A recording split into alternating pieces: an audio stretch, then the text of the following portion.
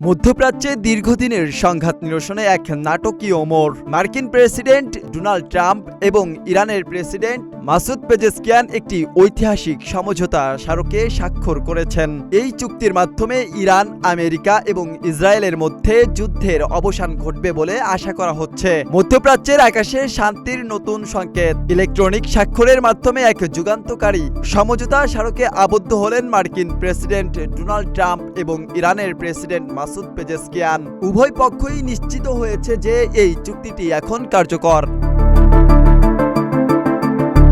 বৃহস্পতিবার আল জাজিরার প্রতিবেদনে বলা হয়, এই চুক্তির প্রধান শর্তগুলোর মধ্যে রয়েছে ইরান কোনোভাবেই পারমাণবিক অস্ত্র তৈরি বা ক্রয় করতে পারবে না, বিনিময়ে সব ফ্রন্টে যুদ্ধের অবসান ঘটবে এবং বিশ্ব বাণিজ্যের অন্যতম গুরুত্বপূর্ণ পথ হরমুজ প্রণালী পুনরায় খুলে দেওয়া হবে। মার্কিন কর্মকর্তারা এসব তথ্য জানিয়েছেন।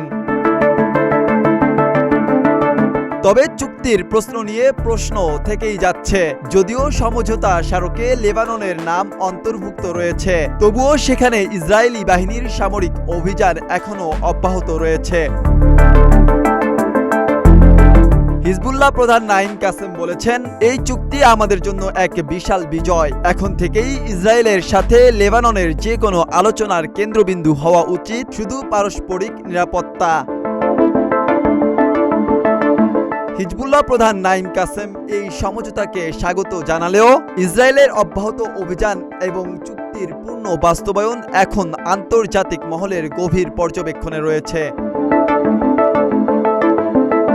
ডেস্ক রিপোর্ট, প্রতিদিনের বাংলাদেশ।